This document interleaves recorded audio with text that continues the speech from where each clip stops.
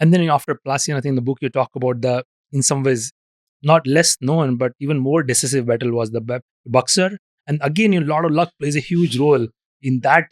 So nearly lost. So Buxar. So what happens? 1757, Battle of Plassey. The British seize Bengal. It's the richest province, and that becomes the engine for everything that follows. So the British so plunder Bengal immediately after Plassey that the puppet Nawab they've put in, Mir Qasim, rises up against them, and he forges an alliance not only with Shuja-ud-Dawla of Awadh, but the Mughal Emperor Shah Alam. So 3 Mughal armies come together, and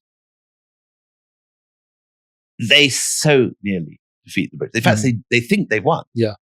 And what happens is that Shuja-ud-Dawla calls it a victory and sort of starts partying. And all the Mughals try and plunder the British baggage train, abandon the front line. And the Brits are trying to evacuate. And they've arranged, the plan was that if things went wrong, they had these barges and they were going to withdraw by boat. Yeah. But the barges don't turn up. So they're forced to stay here. And rather than be killed, of course, you know what you do, and with your backs against the river, you have no option. They fight on. And the major Indian victory turns to a defeat because they abandon the line. It's incredible. So in some ways, war was, this particular battle was already over.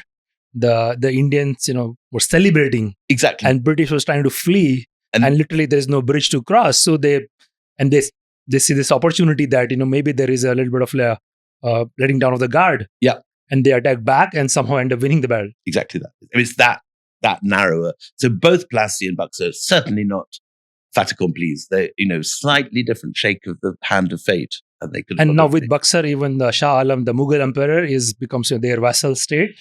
So they capture Shah Alam. Shah Alam is now their fig leaf. What the East India Company doesn't advertise in later years is that they declare themselves the slave of Shah Alam, and they use this nominal, the protectors of Shah Alam is what they pretend to be. And what's clever about the East India Company is that they realize that their power is their seaports. So they use the resources of Awadh and Bengal, which are the most rich and fertile states of India at that time, to build up the most colossal mercenary army.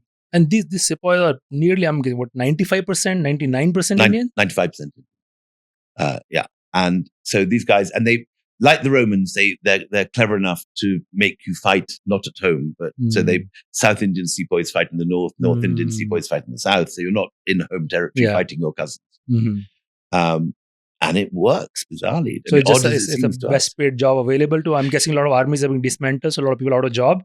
And this is a well-paying job. They probably pay on time. And they pay on time, and they pay nearly double what Tipu Sultan pays for the Marathas. So they get the strongest, they get the best. Yeah. And this is a period when it's every man for himself. There's no sense of national identity.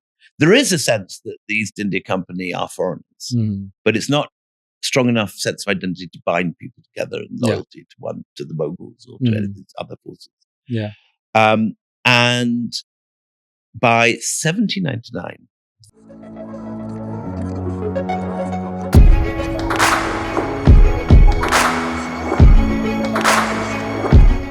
At SparX, we aim to bring to you stories of exponential impact.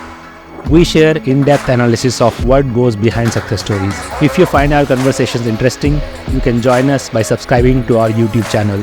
You can also listen to SparX on Spotify, Apple Podcast, or any other audio platform of your choice. If you have any suggestions on who we should invite or what topics we need to cover, just let us know in the comments. We are always listening, looking for ways to improve, and keep getting better as we go along.